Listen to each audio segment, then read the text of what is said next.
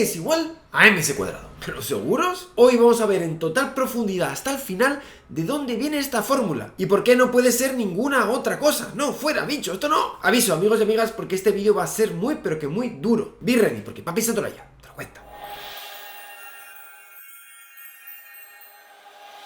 A veces olvidamos que las relaciones matemáticas no solo reflejan relaciones entre magnitudes, sino también principios muy profundos sobre el universo. Por ejemplo, sí, esta ecuación es una relación entre magnitudes de electricidad y magnetismo, como la corriente y el campo magnético. ¿Y cómo se relacionan entre sí? En este caso concreto, ¿qué pasa si hago pasar una corriente por un cable? Igual que esta ecuación nos dice qué pasa si empujo un objeto de masa m. Pero es mucho más que solo eso. Esa misma ecuación refleja también algo muy profundo acerca de cómo funciona el universo. Una relación entre los campos eléctricos y magnéticos que no son sino una manifestación del mismo fenómeno, el electromagnetismo, y que da lugar a las ondas electromagnéticas. Y forma parte de algo mucho más amplio.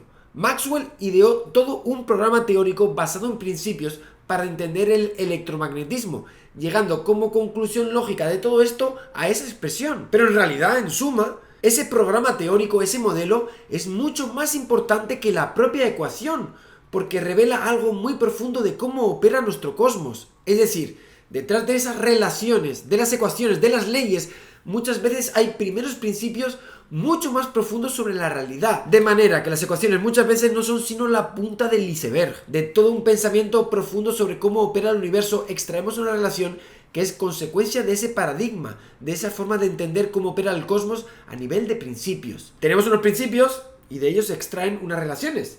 De manera que no puedes tocar esas relaciones sin cargarte también esos principios. Y el caso de E igual a mc cuadrado no solamente es un caso más que muestra esa relación entre ecuaciones y principios universales, sino que es especialmente significativo e ilustrativo, así que merece la pena revisarlo con calma. Hoy vamos a hacer una locura, todos juntos, vamos a viajar a la mente de Einstein en 1905 y seguir sus pasos para entender hasta dónde llegó y la verdadera implicación de esta fórmula.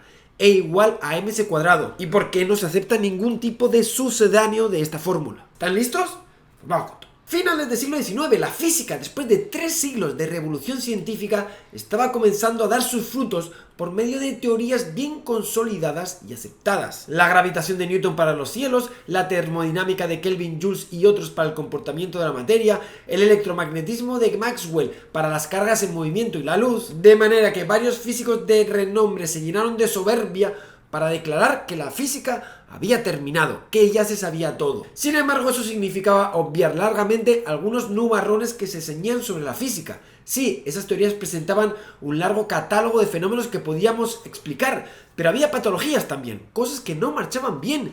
Y aunque muchos preferían mirar para otro lado e imaginar que eran detalles sin importancia, otros físicos sí decidieron darle la categoría que merecían. ¿Y cuáles son esos nubarrones? ¿Te estarás preguntando? Estaba una cosa que dieron el nombre de catástrofe del ultravioleta, sobre cómo se generaban ondas en un cuerpo en equilibrio. Estaba el famoso efecto fotoeléctrico, de cómo la luz aportaba energía para producir una corriente eléctrica, la radioactividad, por la cual parecía que la materia rompía la conservación de la energía, o el movimiento browniano. Nada que ver con los brownies, lo siento, es un movimiento microscópico que se observaba en pequeños bultos de materia como el polen. A la postre, y después de esto del brownie, esta expresión viene mejor que nunca. De aquí saldría la mecánica cuántica, de aquí las fuerzas nucleares y de aquí la física atómica. Pero estos no eran los únicos problemas de la física de aquellos años. Había 2 problemas un tanto sutiles que no parecía que nadie estuviera enfocando con suficiente tino y que además estos 2 problemas estaban relacionados, aunque en principio nadie se diera cuenta. Nadie encontraba una cosa que buscaban que llamaban éter, y había ciertas incompatibilidades entre las leyes de Newton y las de Maxwell. Empecemos por lo primero, el éter.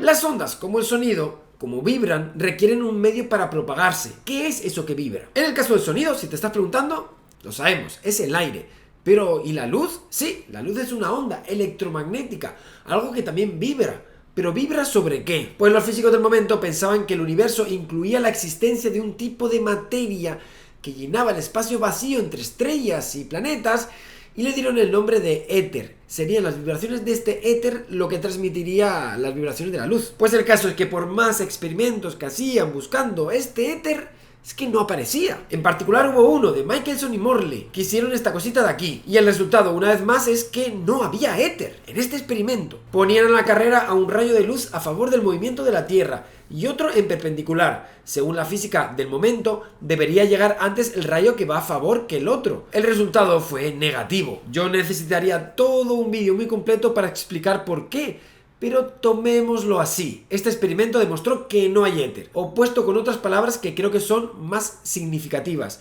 que no hay un marco de referencia universal y que la luz parecía comportarse de forma diferente con respecto a cómo se mueve una piedra, por ejemplo. Al contrario que la piedra, la luz va siempre a la velocidad de la luz, siempre a la misma velocidad, independiente de quién la mida. Y esto es algo muy loco. Si lanzas la piedra desde un tren, la piedra fuera del tren, la mides que va a la velocidad del tren más la del lanzamiento de la piedra. Pero según este experimento, si enciendes una linterna desde un tren, la luz desde fuera del tren no va a la velocidad de la luz más la velocidad del tren, va solo a la velocidad de la luz. Sí, lo sé, hoy escuchamos esto y rápidamente nos viene a la mente la palabra relatividad. Pero en ese momento, para nada era obvio. Es más, muchos científicos como Lorentz o Poincaré, grandes genios, dieron con fórmulas que hoy sabemos que son las correctas, las de la relatividad de Einstein. Pero a pesar de tener las matemáticas, las fórmulas correctas, no dieron el salto crucial de interpretarlas correctamente. Sí, las fórmulas de la relatividad de Einstein no son de Einstein. De hecho, llevan el nombre de otro científico. Son las ecuaciones de Lorentz, y esto es muy loco. Pero demos un pequeño salto porque, aunque este experimento parecía gritar relatividad, relatividad, hay que hacer una revolución, y a nosotros hoy nos parece obvio esto, a los científicos de su tiempo no les llamó tanto la atención. Es más, la revolución de la relatividad, como más tarde explicaría Einstein, no vendría precisamente de este experimento, sino de un pensamiento diferente, una vía alternativa. Vamos con este segundo punto, la contradicción. Einstein contaría, ya siendo un físico reputado y maduro, que de joven había una pregunta que le invadía constantemente la cabeza. ¿Qué pasa si corro tan rápido que alcanzo un rayo de luz en la carrera? ¿Qué vería yo de ese rayo de luz? Bueno, pues lo que en ese momento parecía una pregunta estúpida, absurda, en realidad encerraba una gran contradicción que fue la puerta de entrada a su gran trabajo, la relatividad. Porque las ecuaciones de Newton respondían una cosa a esta pregunta: esa persona vería el rayo parado. Mientras que las ecuaciones del electromagnetismo decían algo contrario: no existen los rayos parados.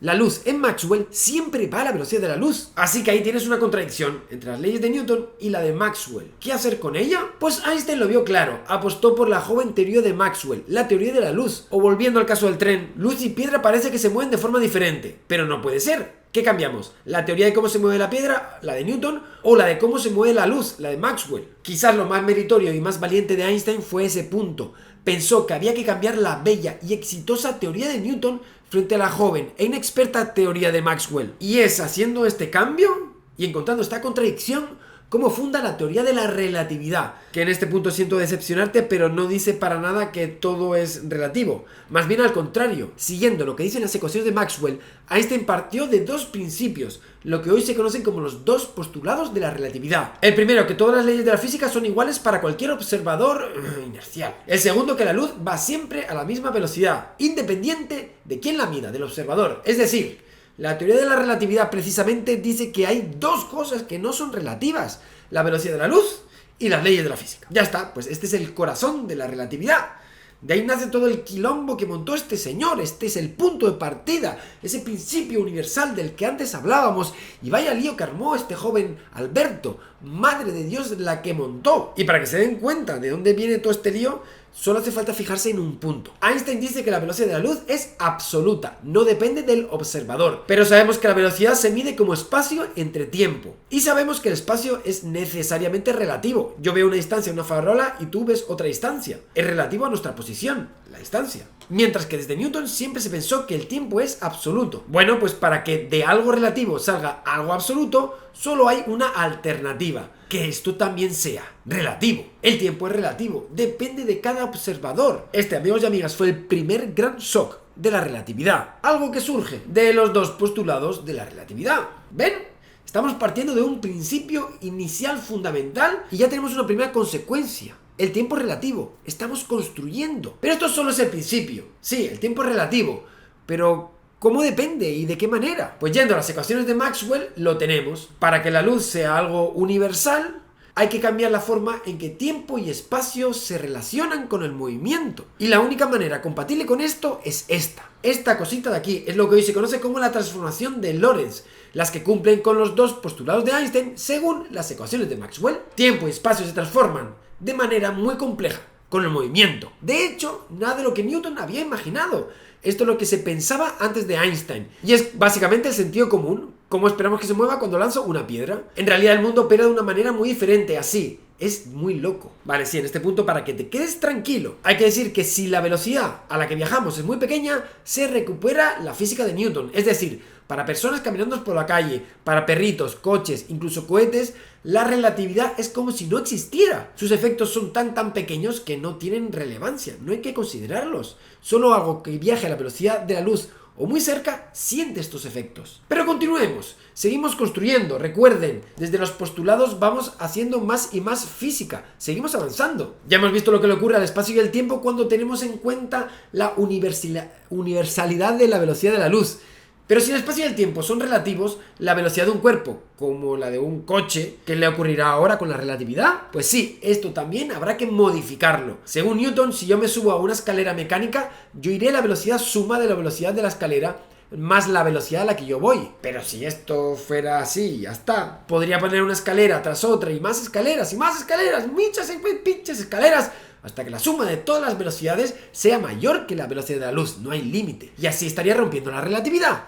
Entonces, claro, esto no puede ser. Habrá que cambiarlo. ¿Cómo hacerlo? Pues fácil, yendo a las transformaciones de Lorentz, simplemente sacando derivadas y operando sencillamente. Esto es lo que vemos. La suma de velocidades de las leyes de Newton no es correcta. En realidad, con la relatividad tenemos algo más complicado. Es esto de aquí. Es lo correcto. Es decir, tenemos una construcción partiendo de nuestros primeros principios básicos, los dos postulados, a partir de los cuales, siguiendo varios caminos lógicos, llegamos a la regla de suma de velocidades. ¿Qué te dirás? ¿Y por qué no lo notamos? ¿Por qué nadie lo vio antes? De nuevo, si la velocidad es pequeña, vemos que obtenemos las leyes de Newton. Con coches, con piedras, con perros, leyes de Newton. Es solo cuando algo va a la velocidad de la luz o muy cercano a esta velocidad que estas leyes empiezan a mostrarse como erróneas. Por eso, estas leyes casi siempre son aproximadamente correctas y no se notan sus efectos. Pues así podríamos ir uno por uno viendo cada uno de los principios de la relatividad. Y saldrían cosas como el cono de luz, la simultaneidad, los cuadrivectores, los taquiones. Todo es consecuencia de esos primeros postulados de Einstein. Estamos levantando todo el edificio de la relatividad a partir de esos dos postulados de la base. Y esto, aunque te pueda parecer una cosa ahí rápida, sencilla, pim pam, pues no. Esto no se hizo de la noche a la mañana. Un buen puñado de físicos y matemáticos estuvieron metiendo mano a la relatividad hasta que tomó su forma moderna, la de hoy. Pero no ha sido un proceso ni inmediato, ni fácil, ni sencillo. Les llevó décadas enteras a algunas de las mentes más brillantes del momento. Tanto es así que Einstein llegó incluso a declarar que desde que los matemáticos habían metido en mano su teoría, ni él mismo la entendía. Pero dejemos salseos de lado, vayamos a lo que hemos venido, a estudiar la cereza del pastel, la famosa ecuación de Einstein y ver de dónde sale. Una ecuación que, igual que le ocurre al resto de ecuaciones, ya les adelanto, es una consecuencia más de los postulados de Einstein. Pero veamos de dónde surge todo históricamente. Hay que volver a Einstein en 1905. A este artículo de aquí, de título ¿La inercia de un cuerpo depende de su contenido de energía? Era el cuarto artículo de una saga que no tiene comparación en la historia de la ciencia. Son 4 artículos magistrales que lanzaba Einstein siendo un simple empleado de una oficina de patentes de 24 años, sin puesto en la universidad, trabajando solo. Y cada uno de estos artículos dio con una nueva área de la ciencia. Es sencillamente brutal. Pues bien, este cuarto artículo retomaba sobre lo que dio origen a la relatividad. Un artículo anterior, llamado sobre la electrodinámica de los cuerpos en movimiento, publicado unos meses antes. En ese artículo anterior, Einstein desarrollaba la base de lo que luego sería el edificio de la relatividad. Es decir, es el artículo fundacional de su relatividad. Vamos, está trabajando sobre la base del iceberg. Pero volvamos al otro artículo, el cuarto, el famoso de su E igual a mc cuadrado. Este artículo luce así, son solo 3 páginas, lo pueden seguir en su versión en inglés, no es ni muy largo ni muy complejo. Yo siempre recomiendo ver las fuentes originales, primero porque te da vidilla ver cómo escribió Einstein y luego porque es histórico, ves de dónde sale todo. Pues bien, yendo allí les va a llamar la atención 2 aspectos muy interesantes. El primero es que la ecuación que deduce Einstein no se parece en nada a la famosa ecuación E igual a mc cuadrado. La segunda es que todo el análisis de Einstein es un caso particular, la emisión de dos ondas de luz por un cuerpo. A pesar de ello, esta es la base de la famosa ecuación de Einstein. Este, que es el resultado de ese artículo, nos dice que un cambio en la energía cinética por movimiento es algo que se parece mucho a la ecuación de la energía cinética. Entonces, si tomamos esto por la masa, nos queda lo que ya conocemos, si tenemos en cuenta que L es la energía. ¿A qué ahora se parece un poquito más? Bueno, pues este es el contexto en el que nace esta ecuación de Einstein. Que recordemos, 1 es un caso particular y 2, ya dice Einstein bien claro que esto es una aproximación. Realmente pasarían décadas y muchísimo trabajo y muchos atolladeros de cabeza hasta que se mostrara esta ecuación en su formulación moderna, la que vemos hoy en las universidades con este aparatajo matemático actual. De manera que con la ventaja que nos da el tiempo, hoy podemos llegar a este principio de una manera mucho más elegante, mucho más general y además mucho más exacta. Y lo voy a hacer delante de tus ojos para que lo disfrutes. Prepárate, porque papi Santola ya te va a destrozar el cerebro. Lo que se estudia en el colegio es que la energía cinética es un medio de la masa por la velocidad al cuadrado. Esta ley de aquí que vimos antes, esto lo ven todos en el colegio. ¿Y de dónde viene esto? Te preguntarás. Pues operando sobre la propia definición de energía con cálculos muy sencillos. Al final lo que tenemos es la definición que todos conocemos del colegio. Muy bien, pero aquí, como te has podido dar cuenta, hemos empleado la física de Newton. Así que surge la pregunta: ¿cómo cambiará esta expresión de la energía cuando en lugar de tener la física de Newton tenemos la física de Einstein, que es mucho más completa y más exacta con la relatividad? Pues para hacerlo hay que notar antes algo. Hemos visto cómo hay una adición de velocidades algo extraña, esta de aquí que comentamos anteriormente. ¿Y qué nos dice esta ecuación? Pues aquí podemos notar algo muy interesante. Lo primero, y perdonen por ser cansino, que si las velocidades son muy pequeñas obtenemos lo de Newton, lo de siempre. Muy bien. Pero ¿qué pasa si subimos esas velocidades? Pues por ejemplo, vamos a probar. Imaginemos una nave viajando al 50% de la velocidad de la luz sobre una cinta transportadora que va al 50% de la velocidad de la luz. ¿Qué ve alguien de fuera? Pues según Newton, al sumar velocidades, la persona que lo ve de fuera debería ver a la nave viajar a la velocidad de la luz. Con Einstein no pasa eso. Dos cosas al 50% suman un objeto al 80% de la velocidad de la luz. ¿Pero qué pasa si esto lo llevamos todavía más al límite? ¿Ponemos dos cosas al 80%? ¿La nave al 80% y la cinta al 80%? Con Newton nos saldría una cosa que viaja más rápido que la velocidad de la luz, un 60% más. Sin embargo, con Einstein, como ven, se queda en el 97%. Pueden probar con distintas cantidades y verán algo muy curioso. Primero, que es imposible superar la velocidad de la luz. Es imposible. Y segundo, que cuanto más se aproximen a la velocidad de la luz, menos efecto tiene la cinta mecánica, el factor añadido. O en otras palabras, y aquí está la clave de este vídeo, se está generando una inercia extra por el movimiento. El mismo movimiento induce una dificultad a su cambio de movimiento. Y ahora yo te pregunto a ti, ¿conoces una magnitud física que juegue ese mismo papel? El de generar una especie de inercia en los cambios de movimiento. ¿Lo sabes? Pues sí, la respuesta es la masa. ¿Adivinaste? Pues creo que ya lo tenemos todo encima de la mesa, todos los ingredientes. Al aumentar la velocidad, aumenta la inercia del objeto, lo que con mucho cuidado podemos decir que se puede traducir en un aumento de masa. Es decir, la masa inercial de un cuerpo crece según su velocidad crece. Matemáticamente lo mostramos así, donde esto de aquí es lo que conocemos como el factor gamma relativista.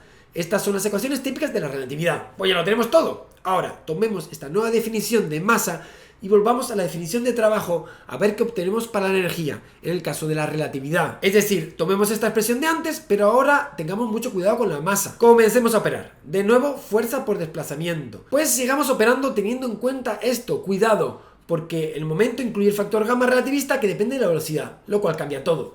Al derivarlo aparecen dos términos. Vamos a poner todo en función de beta, que es más cómodo para operar. Con un par de toques que pueden ver que son correctos si los demuestran ustedes mismos, llegamos a la expresión final para la energía en el caso relativista, que es algo tan sencillo y tan maravilloso como esto de aquí. Hemos encontrado la relación de Einstein. Fíjense, por el hecho de que la masa dependa ahora de la velocidad, hace que aparezca un término extra de energía constante. Es el debido a su masa en reposo. ¿No es increíble? Esta es la famosa ecuación de Einstein. Y ahora podemos ver, mirando hacia atrás, viendo todo lo que hemos construido, de dónde viene esta relación. Hemos partido de los dos postulados que provienen de una idea profunda sobre cómo funciona el universo a partir de cuestiones filosóficas y conocimiento físico de siglos de experimentos. Con ello derivamos unas reglas sobre cómo funciona el cosmos, lo que nos lleva a relaciones fundamentales sobre el movimiento, el espacio y el tiempo. Y finalmente, sobre la misma energía, la famosa ecuación de Einstein. Sí, tiene que ser de esta forma y de ninguna otra, porque es la única compatible con esos principios y esos axiomas básicos sobre cómo funciona el cosmos. No puedes tocar esta ecuación sin tocar también esos principios. Ni H, ni P, ni M, ni mu, ni lo que te dé la gana a ti. Esta ecuación es así y solo puede ser así. No puedes tocar esta ecuación sin también estar alterando estos principios. Unos principios profundos sobre cómo funciona el universo. Por eso que aunque en todo el vídeo he usado la analogía del iceberg, en realidad se parece mucho más esto a un castillo de naipes, uno muy alto, donde la ecuación E igual a mc cuadrado está en la parte superior, de manera que no puedes tocar toda esa parte sin destruir todo el castillo. Meterle una H, una P o lo que tú quieras, destroza todo el trabajo previo, toda esa cadena lógica que nos ha llevado a esa ecuación. Y por último, antes de terminar, quería resaltar dos cosas técnicas que muchas veces me preguntan. Esta ecuación, E igual a mc cuadrado, soltada así, de esta forma, sin más, no dice nada. Hay que especificar qué es esa M. Normalmente, a menos de que se especifique lo contrario, estamos hablando de la masa inercial, por lo que dentro lleva el factor relativista, depende de la velocidad. En ese caso hay otra forma de expresar esta misma ecuación que significa lo mismo. Se podría poner esta forma de aquí teniendo en cuenta el factor relativista, o incluso la forma completa y explícita, mostrando también la relación de masa y energía. Sí, existe otra opción, otra posibilidad, y es que esta M se refiera a la masa en reposo. Claro, si V es 0 nos quitamos la parte de movimiento y tenemos la energía como masa en reposo. Es decir, en este tipo de ecuaciones hay que jugar con mucho cuidado especificando cuándo es una masa en reposo, cuándo es una masa relativista y cuando, hay que poner factores de movimiento. La otra cuestión importante es que muchas veces me preguntan qué pasa con cuerpos sin masa, como el fotón. ¿Tendrán energía o no tendrán energía? Pues sí, tendrán energía. La energía es debido a su movimiento.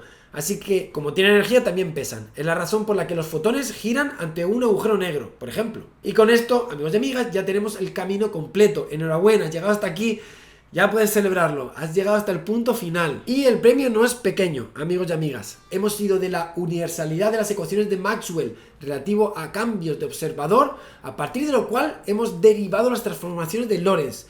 De las transformaciones de Lorentz deducimos un máximo para la velocidad de cualquier cuerpo y la relación de la masa con el movimiento. Y de esta relación de masa con el movimiento obtenemos una energía mínima para cualquier cuerpo, la de su masa en reposo, llegando con ello a la famosa ecuación de la relatividad. Y con todo hemos visto el camino completo, desde los principios hasta las leyes, lo cual nos demuestra lo bella que es nuestra amada física y cómo nunca, y esto es muy importante, escuches a alguien que toque una ecuación sin antes haberse lavado bien las manos. Queridos, estamos acostumbrados a ver el trabajo de un físico como un buscador de fórmulas, alguien con bate, el pelo loco, tocando ahí cosas en una pizarra. Pero estas letras de estas fórmulas no son cosas caprichosas que uno va poniendo, probando ahí como si no pasara nada. No, al contrario, son el culmen de un trabajo minucioso que va desde una concepción profunda sobre cómo opera el universo a través de relaciones lógicas y matemáticas hasta un conjunto sencillo de leyes que son las que usamos para validar nuestro modelo, para operar con él, siendo ese modelo la imagen que hemos hecho del universo. Pero insisto, por última vez, es la elección de estos principios o postulados donde está el verdadero genio del físico. Está en encontrar cuáles son los fundamentos que rigen el universo. Fue eso, y no su habilidad matemática, lo que hizo de Einstein una de las mentes más brillantes de todos los tiempos. Y de ahí que las preguntas más profundas son las que nos llevan a los elementos más simples, que es la masa, que es el tiempo, que es la energía. Son estos elementos simples los que vertebran el universo y a través de los cuales llegamos a las leyes con las que estudiamos el mundo. Pero recuerden el valor de estos principios y su relación con las leyes. ¡Ay, cómo me gusta la física! ¿Qué quieres que le diga? Pues esto ha sido todo, compañeros. Espero que les haya gustado muchísimo este vídeo. Y sin más me despido, deseando que den mucho coco y estudien, que alguno de ustedes puede ser el próximo Einstein o la próxima Marie Curie. Nos vemos como siempre en el próximo vídeo, piratillas.